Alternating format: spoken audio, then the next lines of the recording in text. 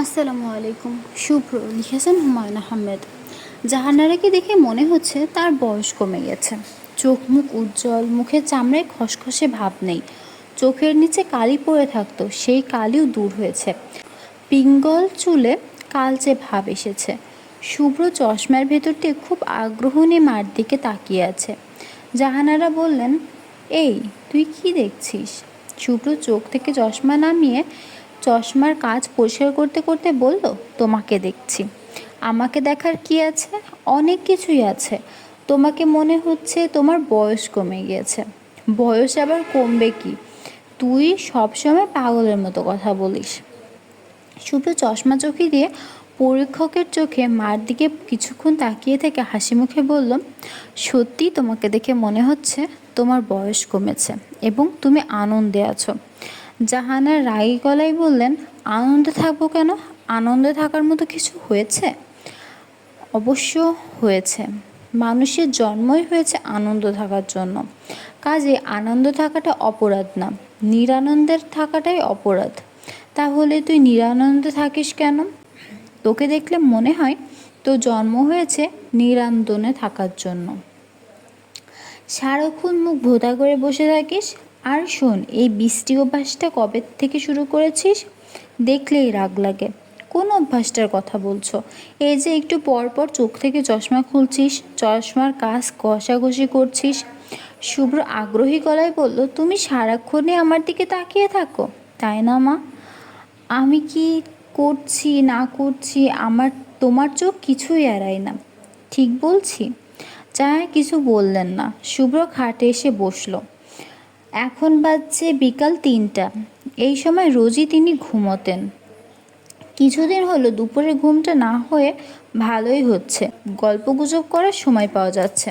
শুভ্রের সঙ্গে অনেক কিছু নিয়ে তার কথা বলতে ইচ্ছে করছে, কিন্তু বলা হয় না। কেন জানি ছেলেকে তিনি আজকাল সামান্য ভয়ও পান। তারপরে এই কয়টা দিন গুটুর গুটুর করে অনেক গল্প করে ফেলেছেন। ছোটবেলায় সিলেটে থাকতেন। একবার চা বাগানে বেড়াতে গিয়ে তিনি হারিয়ে গেলেন। তাকে খুঁজে পাওয়া গেল না। খুঁজে পাওয়া গেল তাও রাত 10টায়। সন্ধ্যার দিকে তার খুবই অদ্ভুত ভয় লাগছিল। রাত বাড়ার সঙ্গে সঙ্গে অদ্ভুত কারণে ভয় কমতে লাগলো। এই সবই হাবিজাবি গল্প। শুভ্র গল্পগুলো শুনছে খুব আগ্রহ নিয়ে। আজও মনে হয় সেই রকম হবে। শুভ্র খুব আগ্রহ নিয়ে তাকিয়ে আছে। আজ কি গল্প করা যায়? শুভ্র, বলো। তোকে কয়টা দিন ধরে খুব জরুরি একটা কথা বলবো ভাবছি। বলে ফেলো। তুই আবার রাগ করিস কি না সেটাই আমার ভয়। শুধু শুধু রাগ করবো কেন? বিরক্তও হতে পারিস। যা বলতে চাচ্ছ চট করে বলে ফেলো। জাহানারা এতক্ষণ পা ঝুলিয়ে খাটে বসেছিলেন, এখন পা তুলে বসলেন। শুভ্র হাসি হাসি মুখে মার দিকে তাকিয়ে আছে। তার মুখের ভঙ্গি থেকে মনে হচ্ছে জানে সে মা কোন প্রসঙ্গে কথা বলবে।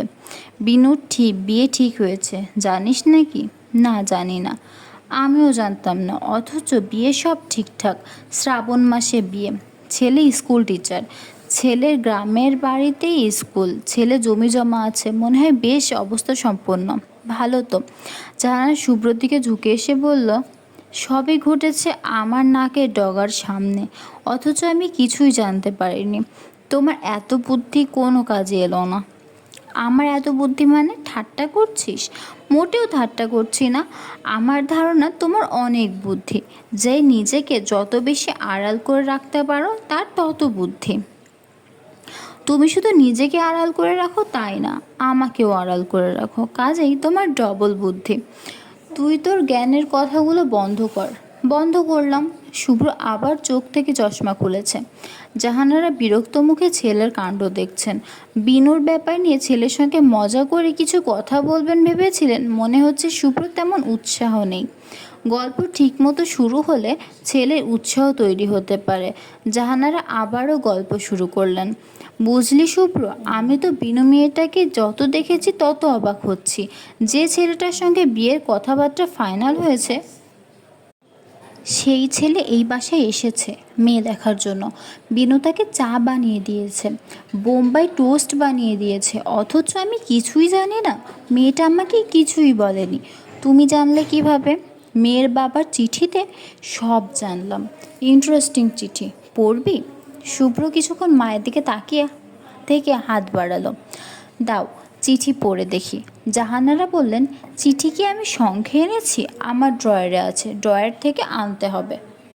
শুভ্র বলল, চিঠি তোমার সঙ্গেই আছে মা, আমাকে চিঠিটা পড়বার জন্য এনেছো তুমি। চিঠি তোমার আঁচলে বাঁধা। শুভ্র মিটিমিটি হাসছে। জাহানারা খুবই বিব্রত বোধ করছেন। ছেলের হাতে ধরা পড়া লজ্জার ব্যাপার, এই লজ্জার হাত থেকে বাঁচার উপায় দ্রুত খুঁজে বের করতে হবে। মাথায় কিছু আসছে না। জাহানারা হঠাৎ মনে পড়ার ভঙ্গিতে বললেন, ঠিকই তো, চিঠিটা পড়ে যে আঁচলে বেঁধেছিলাম ভুলেই গেছি, নে পড়ে দেখ। জাহানার তীব্র দৃষ্টিতে ছেলেকে দেখছেন। চিঠি পড়তে পড়তে ছেলের মুখের ভাব পরিবর্তন হবে বলে তিনি আশা করেছেন।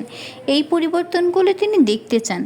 অতি সম্মানিয়া ভাবি সাহেবা, আসসালামু আলাইকুম। পর সমাজের আশা করি সর্বাঙ্গীন কুশল।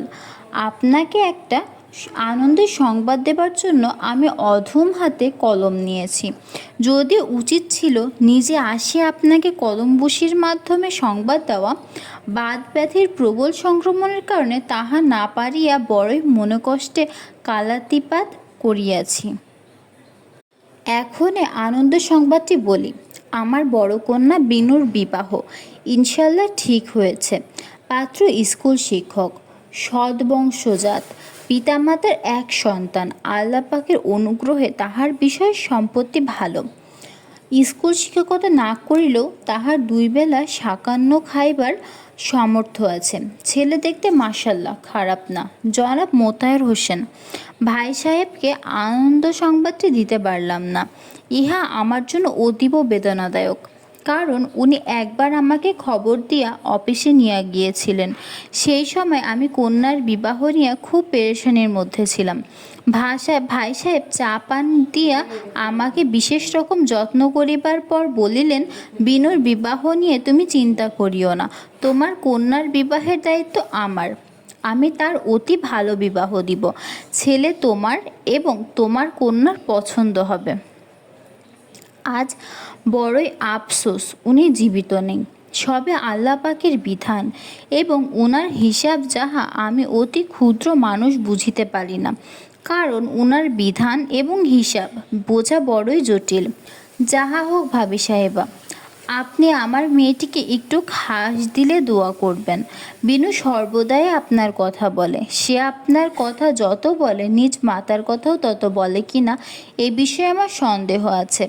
বাবা শুভ্রকে আন্তরিক দোয়া এবং স্নেহাশিস দিবেন। শেষবার যখন তাহার সহিত আমার সাক্ষাৎ হয়েছিল তখন তাহার মধুর ব্যবহারে বড়ই শান্তি লাভ করিয়াছিলাম। অল্প বয়সে পিতৃহীন হইয়া সে বড়ই মনস্তাপে পাতিত হইয়াছে।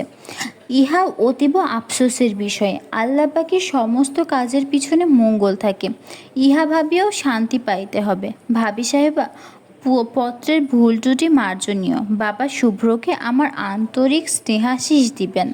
আল্লাহ হাফেজ। ইতি আপনার স্নেহধন্য নাদান হাবিবুর রহমান। শুভ্র চিঠি শেষ করে মার দিকে তাকালো। জাহানারা বললেন, কিছু বলবি? না, কি বলবো?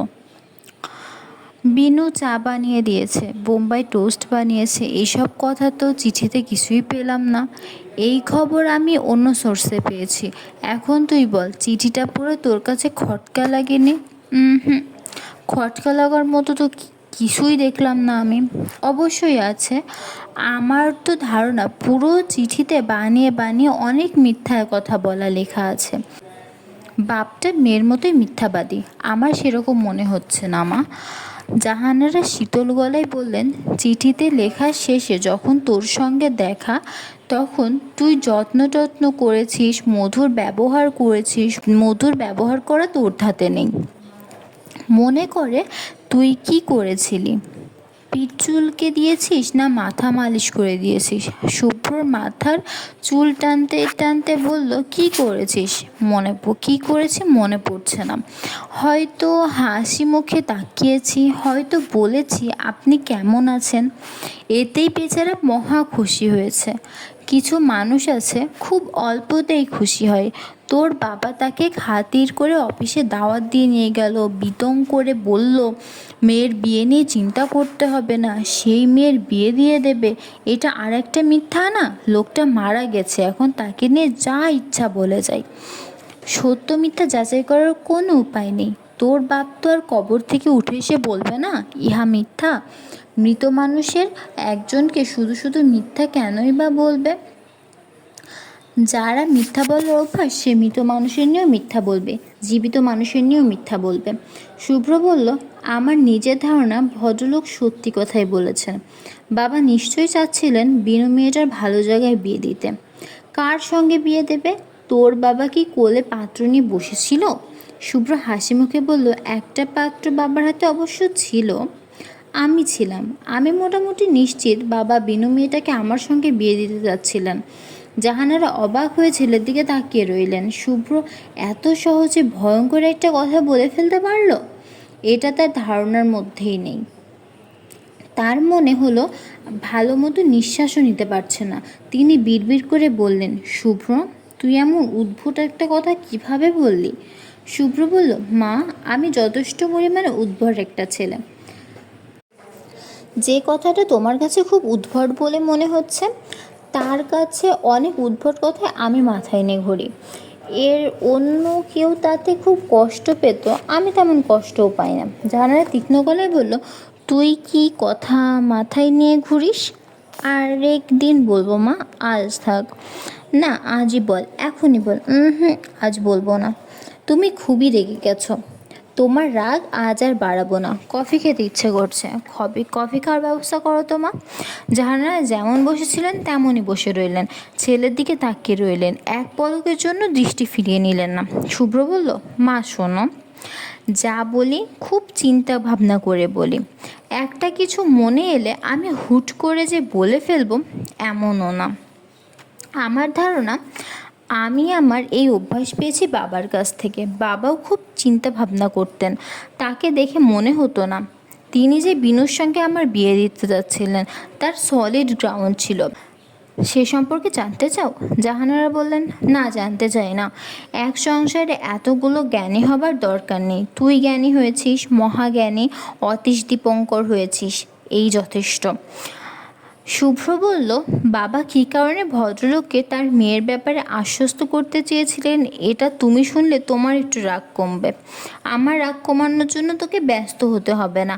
আমি কেউ এমন না যে আমার রাগ কমুক বা না কমুক, আমার রাগে কারোর কোনোই ক্ষতি হবে না। শুভ্র মাকে সম্পূর্ণ অগ্রাহ্য করে নিজের মনের কথা বললে যেতে লাগলো। জাহানারা খুব চেষ্টা করলেন ছেলে কি বলছে না বলছে সেদিকে নজর না দিতে, তা পারলেন না। তাকে ছেলের কথা খুব মন দিয়ে শুনতে হলো। শুভ্র বলছে, বুঝলে মা, বাবা ছিল দারুণ চিন্তাশীল মানুষ। যে কোনো সমস্যা তিনি নানা দিক দিয়ে নানাভাবে সমাধান করে নিতেন। এ ধরনের গুণ খুব কম মানুষেরই থাকে। পৃথিবীতে বড় বড় বিজ্ঞানী যারা এসেছিলেন তাদের সবারই এরকম গুণ ছিল। সমস্যাকে তারা জটিল অঙ্ক বানিয়ে মনে করতেন, অতঃপর শুরু থেকে অঙ্কের গুণ ছিল।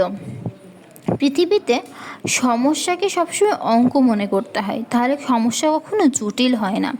অঙ্কের শুধু একটাই সমাধান হয়, সেই সমাধান নানাভাবে পৌঁছানো যায়। বিজ্ঞানীরা প্রতিটি সমাধান পরীক্ষা করে দেখলেন। বাবাও ছিলেন ঠিক তেমন তাদের মতোই। বাবা দেখলেন তার ছেলে শুভ্রর এমন একটা মেয়ে দরকার যে শুভ্রর ইতিহাস নিয়ে মাথা ঘামাবে না। শুভ্রর বাবা কী ছিলেন তা নিয়ে দুশ্চিন্তাগ্রস্ত হবেন না। পৈতৃসূত্রে শুভ্র কী পেল তা নিয়ে চিন্তিত হবে না। মেয়েটির সমগ্র চিন্তা চেতনায় শুধু মানুষ শুভ্র থাকবে, আর কিছু থাকবে না। সে হবে শুভ্রর ছায়া। শুভ্রর সঙ্গে থাকতে পারার আনন্দে সে আনন্দিত হবে। বাবা আমার ব্যাপারে কোনো রিস্ক নিতে রাজি হননি। বিনু হচ্ছে এমন একটা মেয়ে যাকে নিয়ে কোনো রিস্ক নেই। জাহানারা বললেন, তুই তোর বাবাকে পুরোপুরি বুঝে ফেলেছিস? শুভ্র বলল, না, উনি মানুষ হিসেবে অত্যন্ত জটিল, এত সহজে তাকে বোঝা যাবে না। আমি তাকে চেনার চেষ্টা করেছি। মা, তুমি হয়তো শুনে থাকবে অর্থাৎ শুনে খুশি হবে। আমি আগামী সপ্তাহ থেকে বাবার অফিসে নিয়মিত বসবো বলে ঠিক করেছি। জাহানারা ছেলেকে দেখছেন, এই তো মোটা কাচের চশমা পরা ছেলে, মাথা ভর্তি চুল, সেই চুল হাওয়ায় উঠছে। অনেক দূরে বসেও তিনি ছেলের গায়ের গন্ধ পাচ্ছেন, অথচ ছেলেকে চিনতে পারছেন না। নিজের ছেলে তার কাছে অচেনা হয়ে গিয়েছে। কতদিন পর বাবার অফিসে এসেছে তা শুভ্র মনে করতে পারছে না। কিছু মনে হচ্ছে অনেক দিন পর এসেছে, ছোটবেলায় প্রায়ই আসতাম। খুব বুড়ো এক ভদ্রলোক তাকে রিকশা করে স্কুল থেকে অফিস নিয়ে আসতো। তিনি কড়া গন্ধওয়ালা জর্দা খেতেন। জর্দার গন্ধে শুভ্রের মাথা ধরে যেত, আবার গন্ধটা ভালোও লাগতো। অতিরিক্ত জর্দা এবং অতিরিক্ত পান খাওয়ার জন্য ভদ্রলোকের জিহ্বা মোটা হয়ে গিয়েছিল। তিনি শুভ্র বলতে পারতেন না, শুভ্রকে শুভ্র বলতেন। রিকশায় আসার সারা পথ শুভ্রর সঙ্গে গল্প করতেন, হাত টাত নেড়ে গল্প করত। যেন শ্রোতা শুধু শুভ্র একা না, আরও অনেকে আছে। অধিকাংশ গল্পই ধর্ম বিষয়ক। বুঝলে শুভ্র, দুই ফেরেশতা নামে হারুত আর মারুত, দুইজনেরই ছিল বড় পবিত্র। পবিত্র কি? পবিত্র বুঝলা না? যেটা নোংরা ময়লা সেটা অপবিত্র, যেটা পরিষ্কার সেটা পবিত্র। এই যে তুমি সুন্দর জামা পরে রিকশায় বসে আছো, তুমি পবিত্র।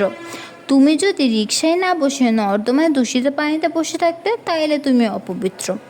দূষিত পানি কি? দূষিত পানি হইল অপবিত্র পানি, অপবিত্র পানি হইল টলটলা পানি। টলটলা পানি কি? টলটলা পানি হইল বৃদ্ধ ভদ্রলোকের ধৈর্য ছিল সীমাহীন। তিনি ব্যাখ্যা করতে করতে গল্প নিয়ে এগোতেন। শুভ্র তাকে কখনোই বিরক্ত হতে দেখেননি, ধৈর্যহারা হতেও দেখেননি।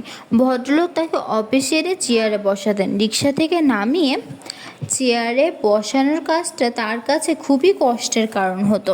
শুভ্রকে তিনি কোল থেকে নামাতেন না। শুভ্র যতই বলতো আমি হেঁটে যেতে পারবো, তিনি বলতেন অবশ্যই পারবা, কেন পারবা না? তুমি যেমন হেঁটে যেতে পারবা, আমি তেমন কোলে নিতে পারবো। শৈশবে শুভ্রকে প্রায় সন্ধ্যা পর্যন্ত বাবার অফিসে থাকতে হতো। জাহানারা বেশিরভাগ সময় খুবই অসুস্থ থাকতেন। কোনো একটা অপারেশন হয়েছিল, যে কারণে হাসপাতালে কিংবা অপারেশন ছাড়াই হাসপাতালে অপারেশন হয়েছিল, যে কারণে হাসপাতালে কিংবা অপারেশন ছাড়াই হাসপাতালে।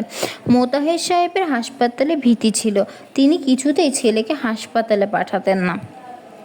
হাসপাতালে কাউকে একবার ছুঁয়ে দিলে তাকে বারবার হাসপাতালে যেতে হয়। মোতাহের সাহেব এই তথ্য মনে প্রাণে বিশ্বাস করতেন।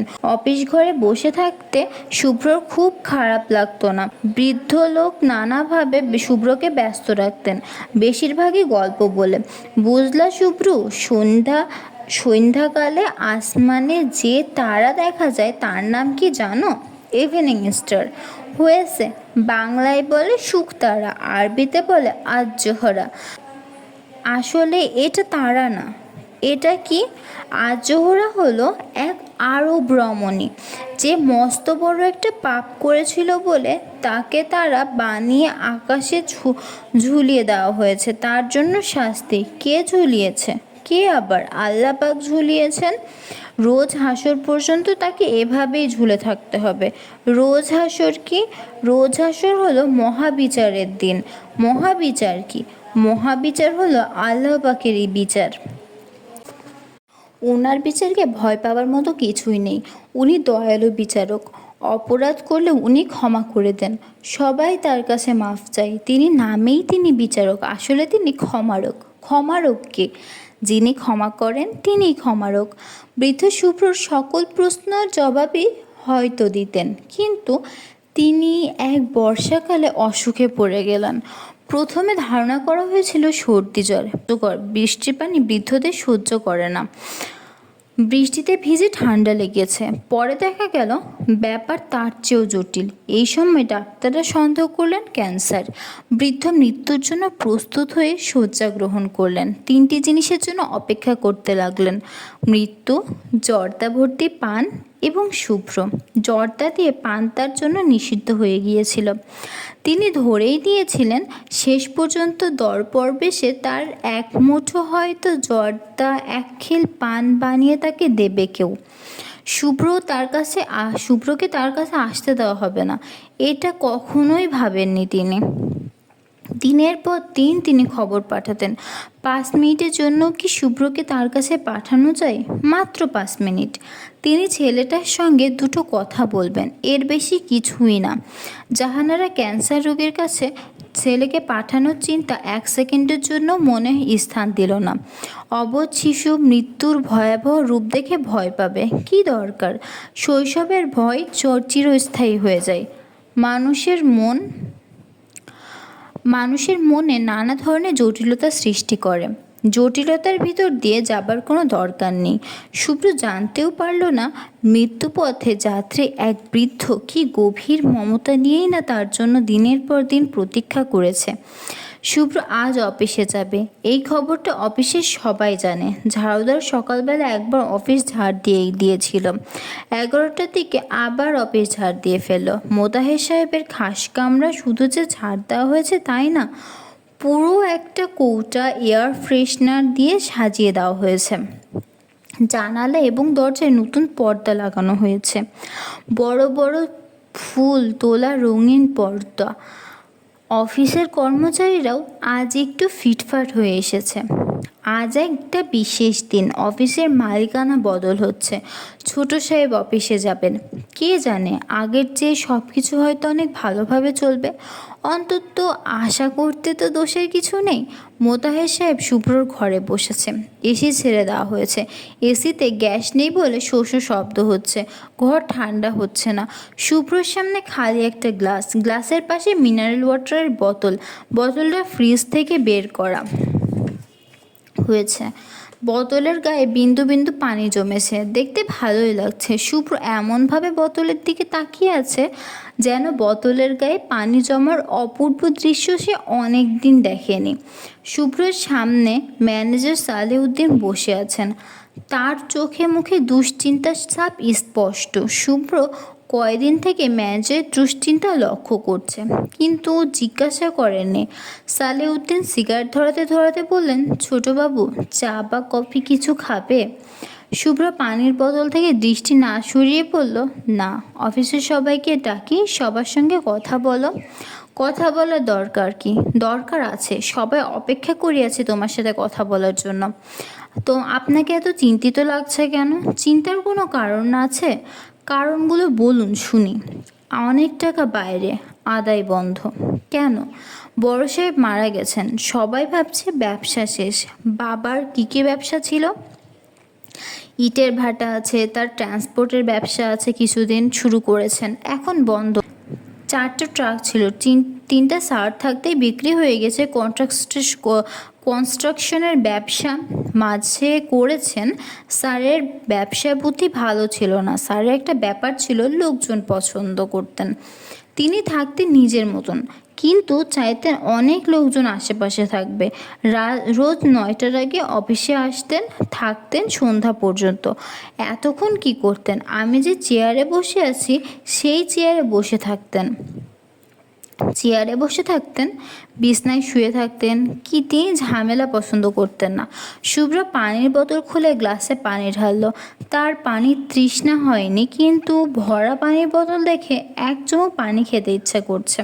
ম্যানেজার সাহেব, বলো, কি বলবা? ছোটবেলায় আমি প্রায়ই অফিসে আসতাম। জানি। বুড়ো এক ভদ্রলোক আমাকে স্কুল থেকে অফিসে নিয়ে আসতেন। ভদ্রলোক খুব জর্দা খেতেন। আপনি কি ওই বুড়ো ভদ্রলোক সম্পর্কে কিছু জানেন? না, বাবার অফিসেই চাকরি করতেন। অফিসের পুরনো কর্মচারী হয়তো জানবে, কিংবা অফিসের রেকর্ডপত্র থাকতে পারে। একটু খোঁজ করে দেখবেন, আজই দেখবেন। কারণটা কি? কোনো কারণ নেই, এমনিই খোঁজ করা। ও আচ্ছা, বাবার অফিসে অনেক দিনের পুরনো কর্মচারী কারা আছেন? কেউ নেই। স্যারের একটা স্বভাব হলো বেশি দিন কাউকে চাকরিতে রাখতেন না।